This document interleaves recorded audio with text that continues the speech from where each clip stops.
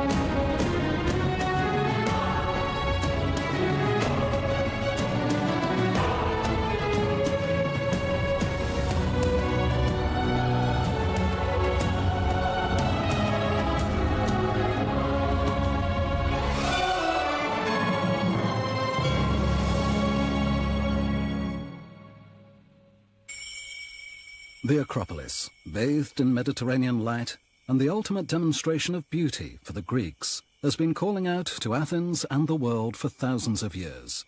Alexander the Great, who contributed to the influence of Hellenism, was not even a citizen of the city.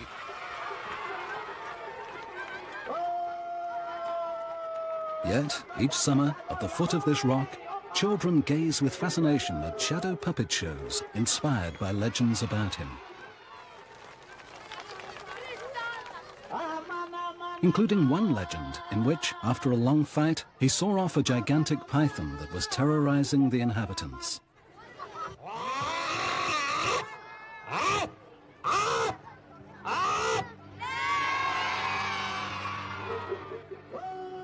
From the Atlantic to the Pacific, his exploits have permeated the culture and the collective memory of many civilizations. The man, the soldier, and the politician gazes far into the future, as if he were dreaming. He arrived on the world stage in 356 BC in Macedonia, 500 kilometers from Athens, which was then the capital of ancient Greece. He was born in Pella, north of Mount Olympus, the chosen land of the gods. This valley has always been dedicated to horses, and its current inhabitants could well be the descendants of Alexander and his cavalrymen. At birth, this son of a king received the kingdom of Macedonia from his father, Philip II. Philip had united a Greek world devastated by intercity wars. It was a world of amazing artistic and intellectual richness, radiating intelligence and beauty that would give birth to Western civilization. The kingdom was small, and Alexander's ambition immense.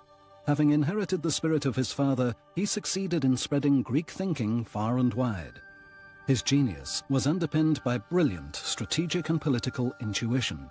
These simple soldiers feasting with nobles provide one of the keys to Alexander's military superiority.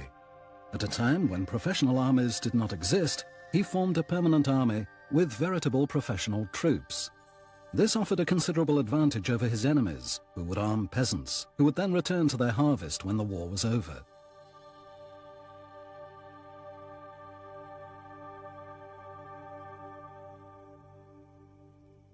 However, this fresco reveals another aspect of his soldiers, the immense size of their spears, the famous sarissas.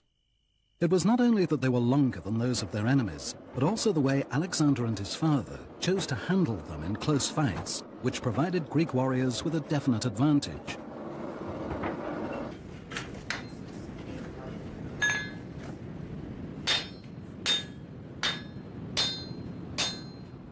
Professor Minor Markle has reconstructed the way in which the Macedonian infantry used the famous sarissas.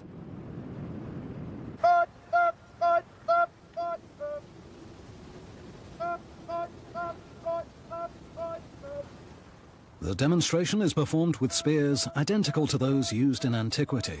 They are 5.5 meters long and weigh 6.2 kilos. That's good. Parallel with the left, but that's very good. No, I can't. It's slow to move from side to side. It's easy to maintain it here, but any movement becomes difficult. To ensure greater mobility, Alexander's father equipped his infantry with sarissas, which enabled them to lighten the weight of their heavy bronze shields. In ancient times, the sarissa armed phalanx first became possible when Philip, the father of Alexander the Great, developed a professional infantry, that is, men who could serve 12 months of the year for pay, so that they could be fully trained, because to use the sarissa properly, it requires very careful training. The troops were formed into phalanxes of 50 soldiers. This idea would later inspire Roman strategy.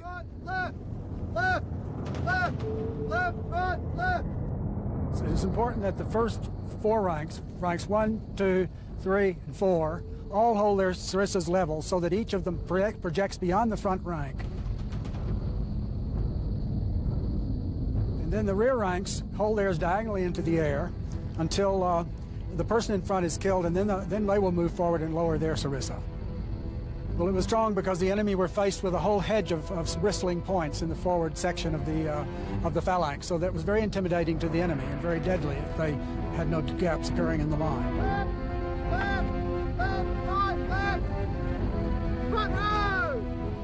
With its professional infantry, sarissas, and complete mastery of a new combat strategy, Alexander had a decisive military device at his disposal. All that remained was to embark on a campaign. This mosaic represents the young Alexander about to attack a lion. As an adolescent, he apparently managed to single-handedly tame Bucephalus, a wild horse that, along with Alexander, would become legendary. The philosopher Aristotle was responsible for teaching him the unique Greek way of thinking that had been developing intellectually for over 3 centuries.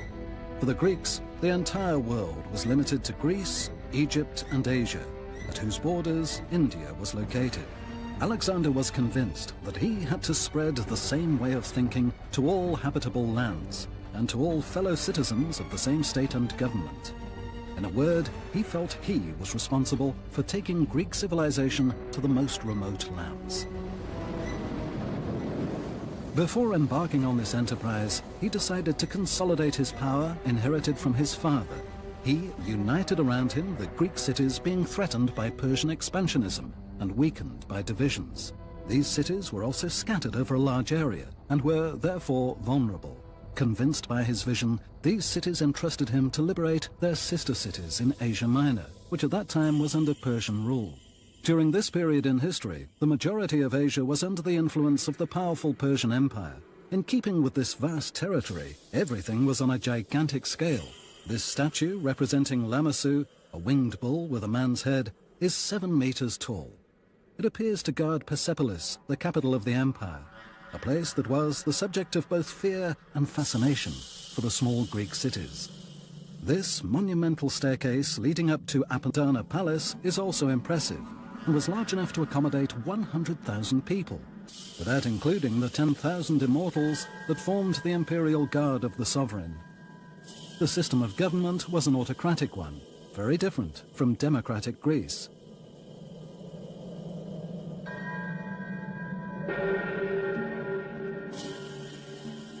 Darius III, an absolute monarch and the king of kings, ruled over his empire with an iron fist.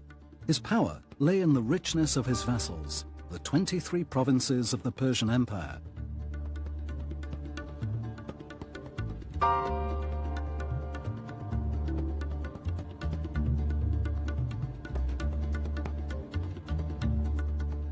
These included the Scythians, formidable nomad warriors that formed his cavalry. India supplied his gold. Ethiopia, his ivory. The Persian Empire still had to conquer Greece, which it had always coveted and was a real obsession for Darius. The Persians had twice unsuccessfully tried to invade Greece. The Greeks, for their part, wanted to retaliate in memory of the Greek cities of Asia Minor, the present-day Turkey, which had fallen into the hands of the Persians. They despised the Persians, who they compared to centaurs, half-man, half-horse creatures that represented in Greek imagination a man not fully released from his animal origins.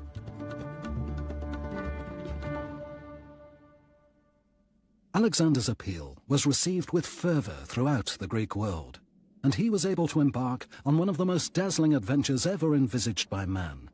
It would turn him into a demigod.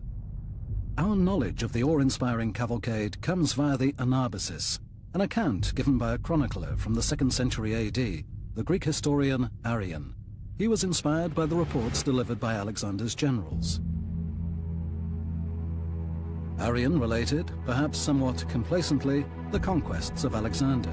He credited him with the desire to abolish oligarchy in order to install democracy. The mythical epic started in the spring of 334. Alexander crossed the Dardanelles, separating Europe from Asia with 180 ships. The famous strait was guarded by Troy, the city where Achilles died. Brought up on the Iliad and the Odyssey, Alexander knelt at his tomb. The campaign to liberate the Greek cities could begin.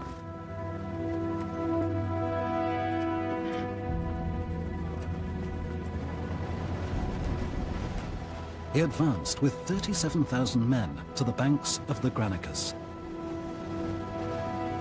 The Persian army was waiting for him on the other side of the river. This was Alexander's first major battle. The day of reckoning was in May 334. The Persians expected his infantry to cross the river and expose themselves to their arrows. He decided to surprise them by charging the cavalry. The impetuous nature of the charge disconcerted the enemy and caused confusion in their ranks. After managing to cross the river under the onslaught of the arrows of the enemy archers, Alexander penetrated the enemy lines. In the melee, he narrowly escaped death. For a long time, the outcome of the battle was unclear. However, the Persians, who had retreated to the foot of the hills, abandoned the battlefield. With this initial victory, the Greeks gained possession of Ionia, the present-day Anatolia, which opened up the major routes to Asia Minor. As Alexander penetrated even further and conquered even more land, bit by bit, he discovered a world far different from the ideas he had received in Greece. He encountered populations with levels of refinement unknown to the Greeks. He questioned whether this empire was the barbarian world that he had learned about. His intuition was that the Persian Empire depended on something other than mere force. Tomris Bakir is heading the dig at the Turkish site of Daskylium, the seat of the Persian government in the region. She believes that it was probably here that Alexander discovered the existence of a new system the Persians used for communications and exchanges. It was an extensive network, linking the entire region to Persepolis, the capital of the empire. The system was based on the use of a seal affixed to letters to seal them and authenticate the sender.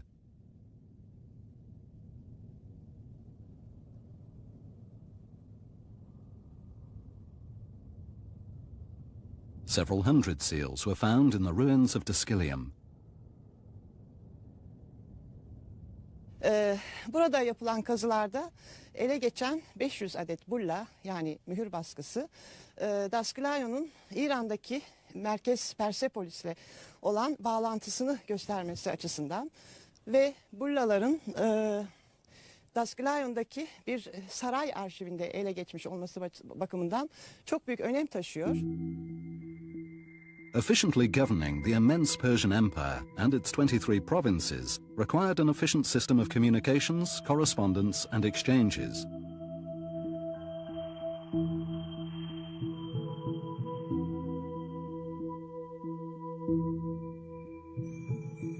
It also required an efficient administration. In each province, a satrap, a representative of the king, was the embodiment of authority. The monarch was informed of a range of issues varying from the taxes collected and the laws applied, but also about the state and the spirit of the population. 2,400 kilometers separated the capital of the empire from the most westerly city. Legend has it that post horses covered this distance in around 10 days. The Royal Road, which extended up to Susa, was dotted every 30 kilometers with coaching inns. Alexander was impressed by the extent of this network, unequaled in Greece.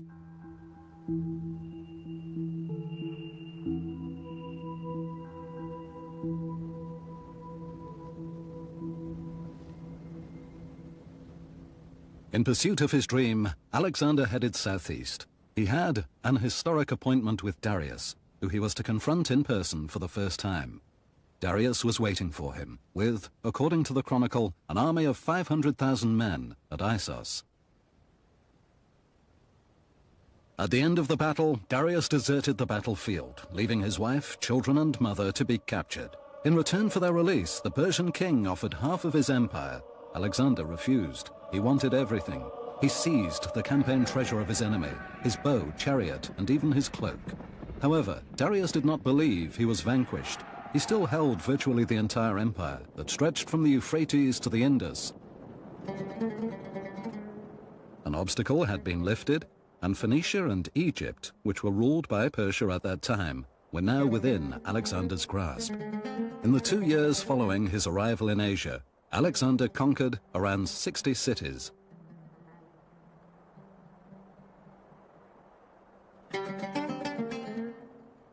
As if drawn by a magnet, Alexander prepared for an appointment with the Egyptian civilization and its pyramids, over 3,000 years old. At the foot of the pyramids, he received a formidable lesson in politics, discovering how the Persians governed enslaved countries. He noted, in fact, that Darius, who was venerated as a pharaoh, had allowed the Egyptians to practice their religion and had displayed a profound respect for their language and culture.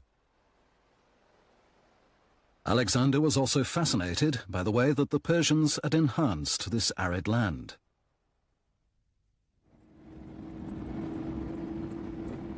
The Sahara surrounds the inhabited parts of Egypt. The French archaeologist Michel Woodman is leading the excavations in the ruins of Ain Manwir.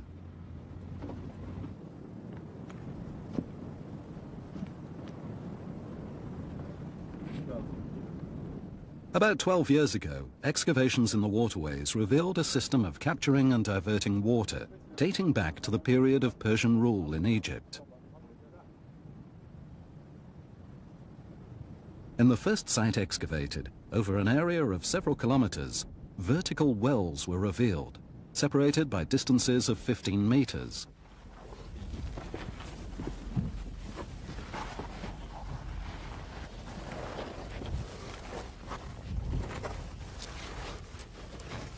At the bottom of the wells, Dr. Woodman discovered a gallery, approximately 60 centimeters wide, dug into the rock at a depth of 9 meters.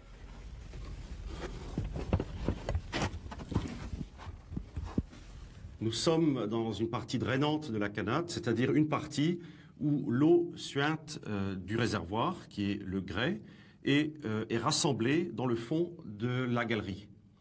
Cette eau est collectée sur toute la longueur et s'achemine par la pente très faible du tunnel vers la sortie. Elles sont creusées à l'époque de la domination perse en Égypte. Ce sont à l'heure actuelle les seules dont on peut dater le creusement. Alors évidemment, franchir le pas pour dire que c'est une technique importée du monde iranien, cela paraît logique, cela paraît probable, mais évidemment, il manque un maillon pour établir définitivement ce fait.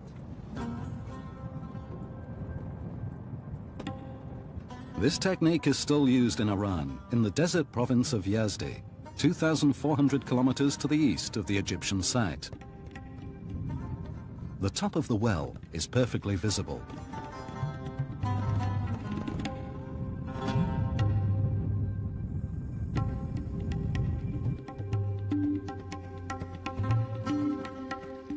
The underground sources run along these qanats.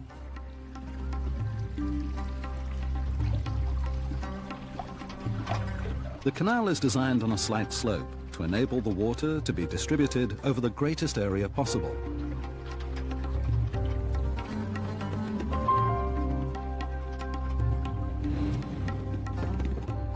It was a gigantic hydraulic system with a series of wells that linked underground canals running from the mountains to the farms in the plains. After traveling 50 kilometers underground, the water remains fresh, despite temperatures in the region that exceed 45 degrees. This system provides a supply of water protected from evaporation.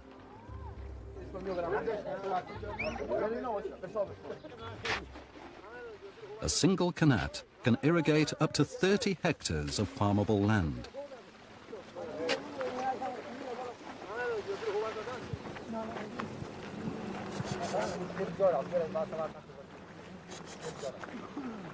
به نظر ما الان این آب اصلا بالاتر خدا از قنات از اونایی که گذشته بره ما این قنات در آوردن. This system is no doubt inherited from the know-how of the Persian Empire. Michel Woodman, in any event, believes this is the case. Le temple de Aïn-Manawar a été découvert presque par hasard en 1993 par des balayages de surface sous des tas de céramique d'époque romaine. La fouille de ce temple a livré du mobilier. Parmi ce mobilier, des ostracas qui se sont révélés être des contrats qui portaient des dates et voilà qui nous transportaient à l'époque de la première domination perse en Égypte, depuis le règne de Darius jusqu'à la fin de cette domination, voire même un peu au-delà. Il faut imaginer tout le bas de la colline, toute cette zone, il faut l'imaginer verte, verte de jardins, verte de champs, verte d'arbres, de palmiers, de sycomores, de perséas, tout type d'arbres mentionnés dans les textes qui nous sont parvenus.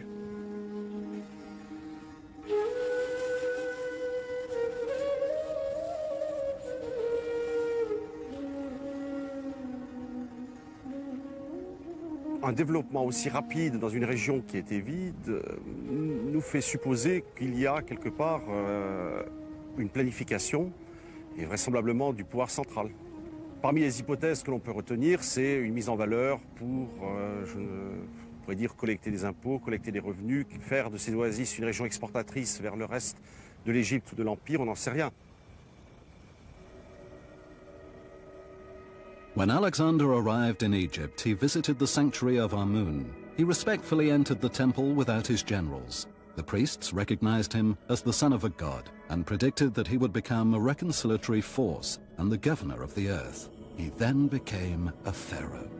He has been depicted in this temple in Luxor, the sacred city of ancient Egypt.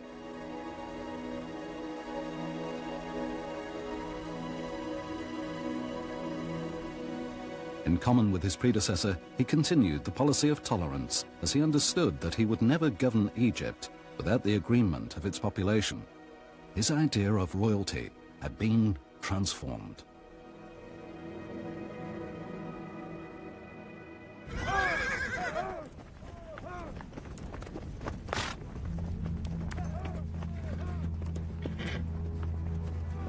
Alexander decided to settle the situation with Darius once and for all, and set off after the Persian emperor, who had raised an immense army that carried with it the last hopes of the empire. Alexander crossed Phoenicia, traveled north of Syria, and became more and more resolute. He crossed over the Euphrates and the Tigris on the 20th of September 331, a night of an eclipse, and camped in Gaugamela. The two sovereigns prepared themselves for the final battle. Darius's army was camped in the plain of Gaugamela in Iraq.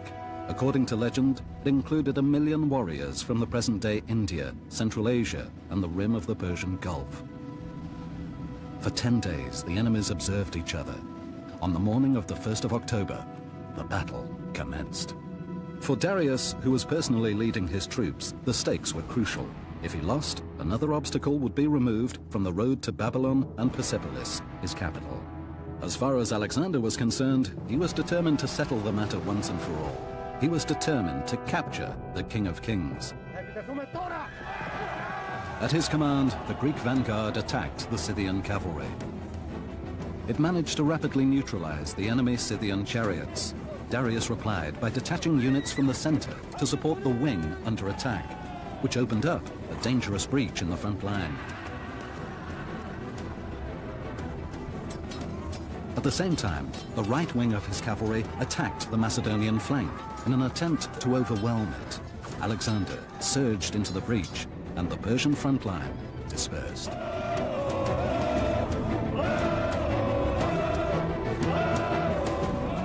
The violence of the charge was amazing, and it wiped out the heart of the Persian army.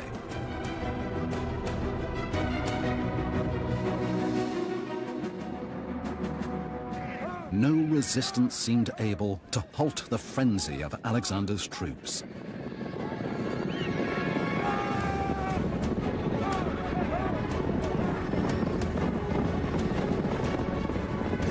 Darius realized the extent of the defeat, and, feeling under threat, he withdrew.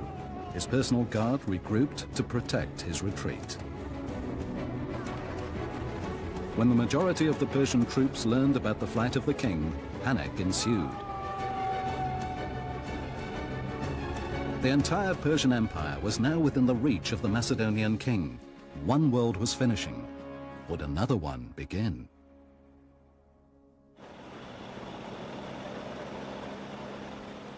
The conqueror of Darius now directed his attention towards the Euphrates, the birthplace of the Mesopotamian civilization, and to Babylon in particular. Babylon was the first Oriental metropolitan area conquered by the Greeks. On hearing the news, the people in the east were stunned.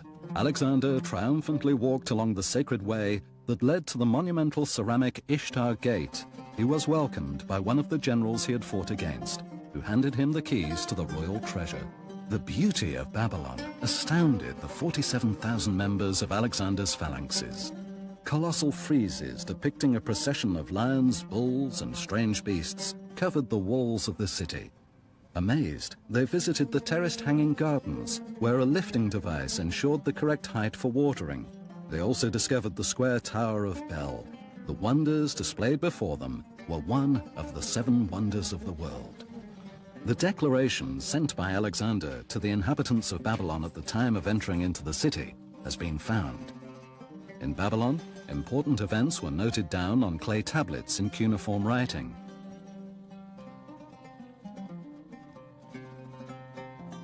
These tablets were deciphered by Christopher Walker and are kept at the British Museum. This line on the tablet contains Alexander's declaration made to the people of Babylon before he entered the city, "I shall not enter your houses." We suspect again this is some kind of political propaganda. There is a story from much earlier times when the Persian king Cyrus captured Babylon at the time of Nabonidus, that after he had entered Babylon, he issued a declaration that all the citizens of Babylon must surrender their weapons. And after that, the houses were searched, and any house that was found to contain weapons, all of its occupants were put to death. Alexander's declaration seems to be something like a promise that this kind of treatment will not be given to the Babylonians this time around. It must have been an attempt to win the Babylonians over without fighting a battle. As the first step in a new approach, having come from being king of the Greeks, he aimed to be king of the barbarians. He had to get on terms with them. He had to show to them that he was also going to respect their own people, their own customs, their own religion. It was the first attempt to set himself up as a really international ruler.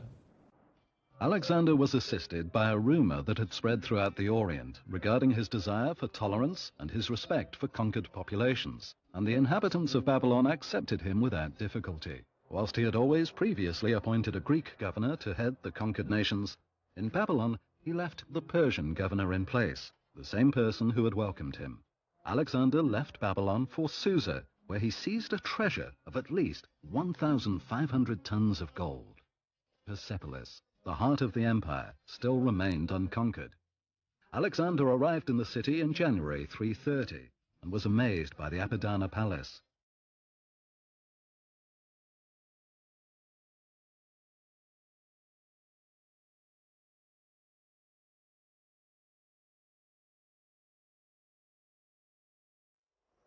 The edifice alone extends over 300 meters from east to west and 430 meters from north to south. The entire structure comprises 13 buildings. The treasury contained over 3,000 tons of gold.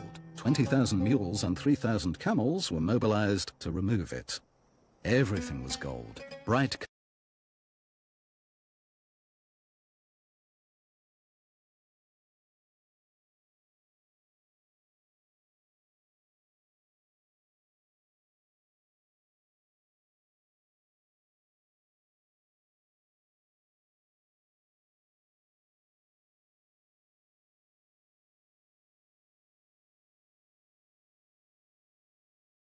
Climbed up the stairs and discovered a room of vast proportions with sumptuous cedar ceilings encrusted with precious stones. Up to 10,000 men could fit into the room.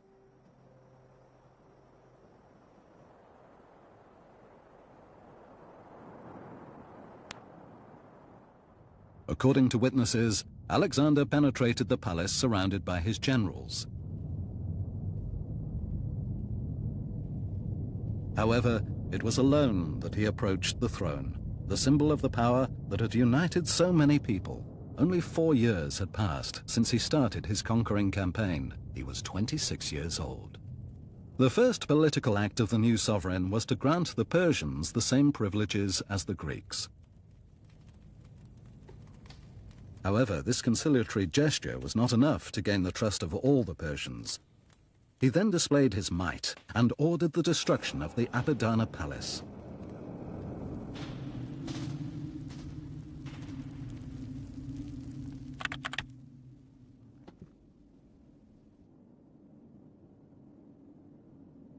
La raison officielle qui est donnée par les Grecs, c'est qu'Alexandre a voulu venger les destructions des temples grecs par Xerxès en 480, donc au cours des guerres médiques, mais certainement pas la seule raison. Ce que je crois aussi, c'est que, à la différence de Babylone, par exemple, ou de Suse, Alexandre n'a pas été accueilli d'une manière unanimement favorable en Perse. Il ne faut pas oublier qu'à cette date-là, Darius est toujours vivant. Il prépare une nouvelle armée au nord, à Ecbatane. Donc, Alexandre n'est pas débarrassé de l'Empire perse. L'Empire perse existe toujours, même s'il a été réduit de moitié. Et donc, en Perse même, il y a certainement eu des résistances. Et je pense que c'est en partie, en tout cas, pour faire cesser ces résistances que Alexandre a voulu faire donner un signe, disant aux Perses, maintenant, c'est fini. La grandeur impériale, ce n'est plus le grand roi, c'est moi. Et donc, il en a détruit, non pas l'ensemble de Persépolis d'ailleurs, on a mis le feu à un palais, pas plus, hein, et on a laissé les soldats piller une partie du palais.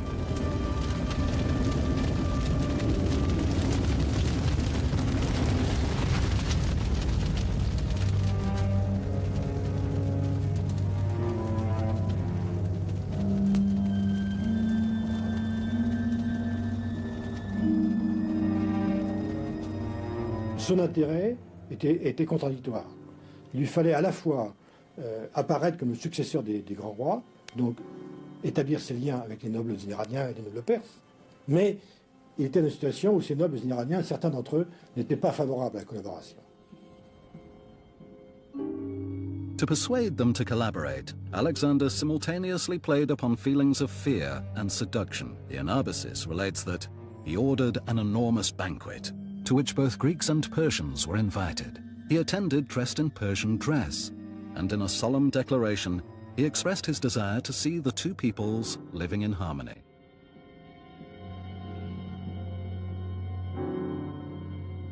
Alexandre s'est trouvé dans une situation très simple, qu'avaient connu les grands rois perses lorsqu'ils ont conquis l'Empire.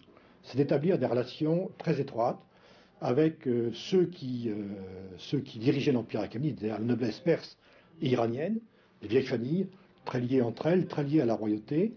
Et il fallait absolument, Alexandre avait besoin, il a très peu d'hommes avec lui, qui ne connaissent pas le fonctionnement de l'Empire. Il a absolument besoin du ralliement et de la collaboration de la noblesse perse et iranienne. Et pour cela, il faut qu'il réussisse à la fois à être le roi des Macédoniens et le roi des Perses. Il n'a jamais pris de titre, mais peu importe. Celui qui était reconnu par les noblesses perses comme leur roi.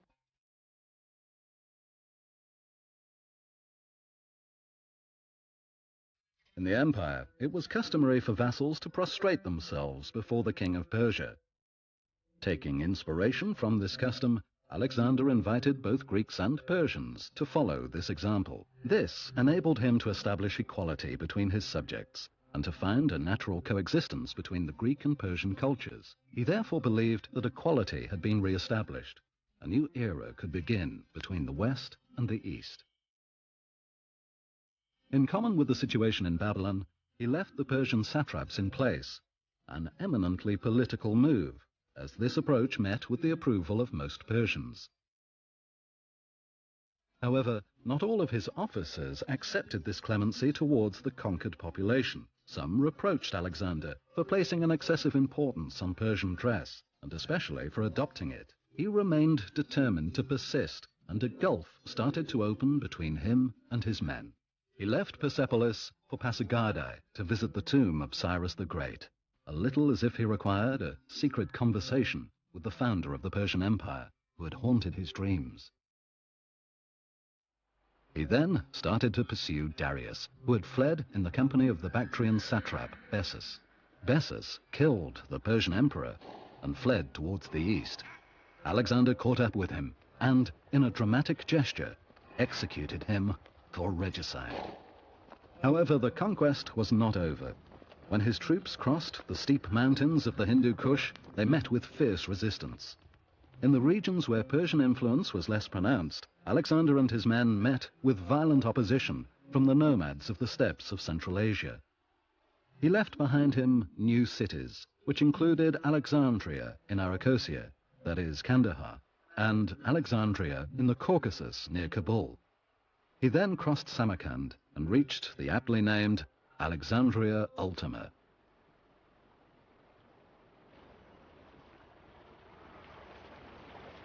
He crossed the Bias River, a tributary of the Indus, the easternmost point of his immense expedition. On the other bank, the Indian subcontinent began, with its tropical climate and monsoon, which the Greeks experienced for the first time. This was the place where, according to the Anabasis, an enormous Indian army had discreetly taken up position, commanded by King Porus, who Alexander then captured. "How do you wish to be treated?" Alexander asked him. "Like a king," Porus replied. "This was my intention," answered Alexander, who decided to make him a friend. The date was July 326, 8 years after the start of the expedition and 4 years after taking Persepolis. His soldiers were weary and wished to return home. Alexander attempted to persuade them not to give up. Alexander wanted to pursue his dream up to the Great Eastern Ocean, described in the legendary tales recounted by travelers returning from China. However, the officers and soldiers remained entrenched in their positions. Alexander was disenchanted and forced to renounce his plans and turn back with his troops. Nothing could overcome his sadness for a dream that was now impossible to attain. He died 3 years later, on the 13th of June 323, of a fever probably contracted in Babylon. He was not yet 33 years old. He left no will, as dreams cannot be inherited. Today, having blazed through history like a meteor, Alexander remains omnipresent throughout the East.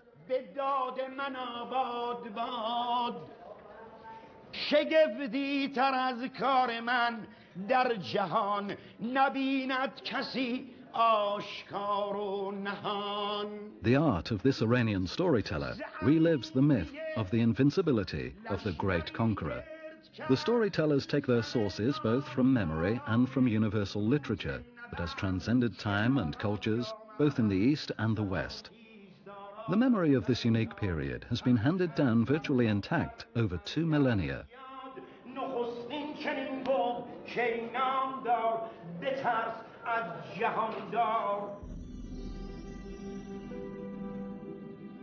On this bas-relief, the sculptor has depicted Persians and Greeks hunting together, as if to overlook the fact that they fought each other for so long. This allegory expresses the perennial vision of Alexander. The fighter on horseback from a small Greek city was propelled by a dream that was too great for his time.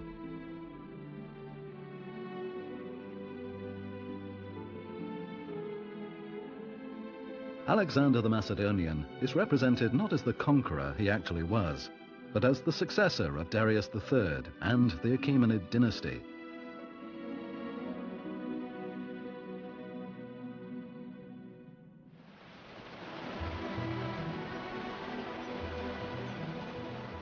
The Greek world, which 10 years earlier stopped at Byzantium, now stretched right up to the Indus Valley. The King of Macedonia embodied the greatest dream in history, the dream of merging the East and the West in a way other than through a clash of armies.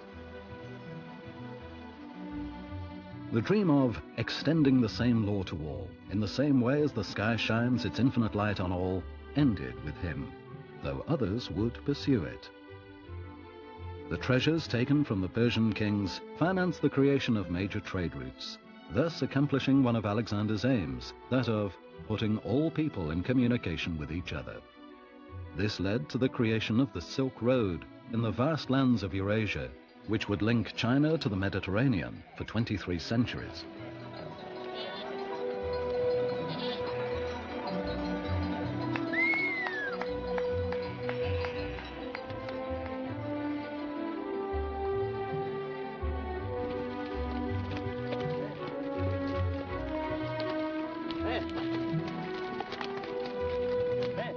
All men dream. However, it sometimes seems that it is history dreaming through them. Started in ancient Greece, the dream of the little visionary king of Macedonia to unite the East and the West remains unfulfilled.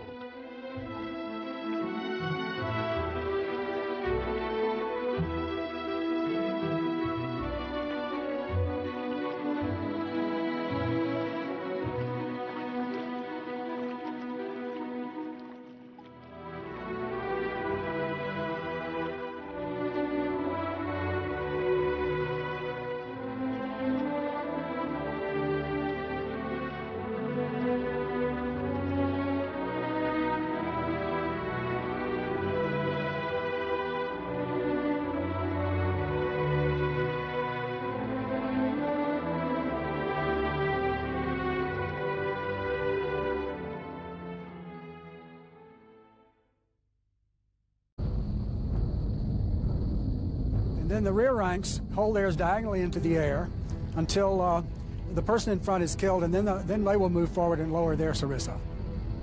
Well, it was strong because the enemy were faced with a whole hedge of bristling points in the forward section of the phalanx, so that was very intimidating to the enemy and very deadly if they had no gaps occurring in the line.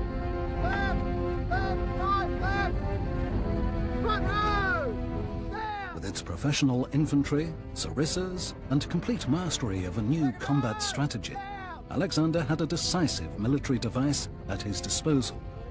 All that remained was to embark on a campaign. This mosaic represents the young Alexander about to attack a lion. As an adolescent, he apparently managed to single-handedly tame Bucephalus, a wild horse that, along with Alexander, would become legendary. The philosopher Aristotle was responsible for teaching him the unique Greek way of thinking that had been developed that he had learned about. His intuition was that the Persian Empire depended on something other than mere force. Tomris Bakir is heading the dig at the Turkish site of Daskylium, the seat of the Persian government in the region. She believes that it was probably here that Alexander discovered the existence of a new system the Persians used for communications and exchanges. It was an extensive network linking the entire region to Persepolis, the capital of the empire. The system was based on the use of a seal affixed to letters to seal them and authenticate the sender.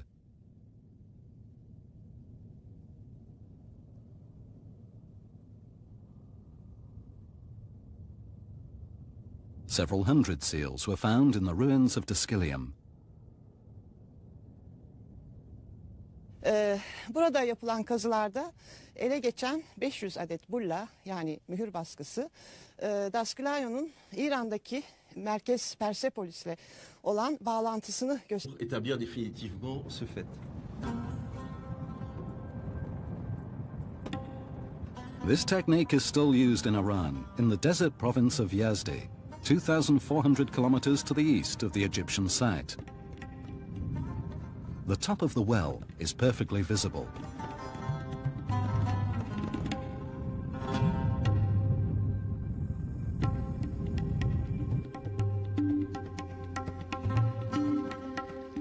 The underground sources run along these qanats.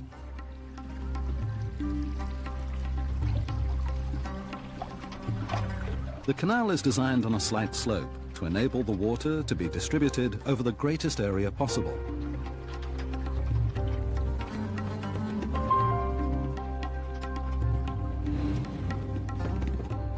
It was a gigantic hydraulic system with a series of wells that linked underground canals running from the mountains to the farms in the plain. If they had no gaps occurring in the line.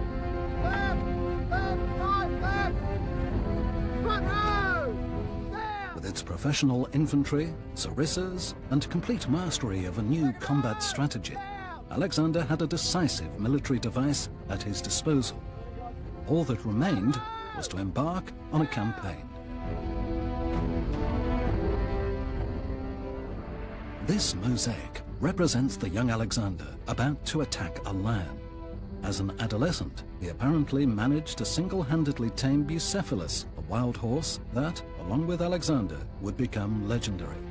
The philosopher Aristotle was responsible for teaching him the unique Greek way of thinking that had been developing intellectually for over 3 centuries. For the Greeks, the entire world was limited to Greece, Egypt, and Asia, at whose borders India was located.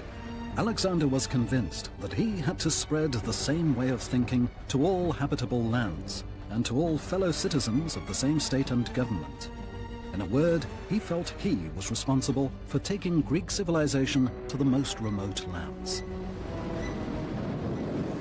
Before embarking on this enterprise, he decided to consolidate his power inherited from his father. He united around him the Greek cities being threatened by Persian expansionism and weakened by divisions. These cities were also scattered over a large area and were therefore vulnerable. Convinced by his vision, these cities entrusted him to liberate their sister cities in Asia Minor, which at that time was under Persian rule.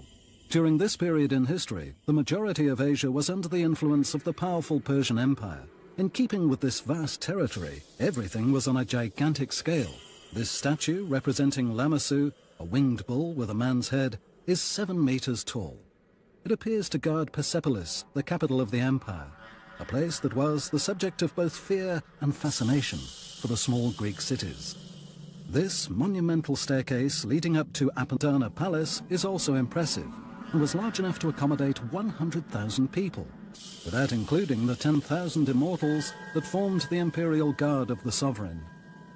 The system of government was an autocratic one, very different from democratic Greece.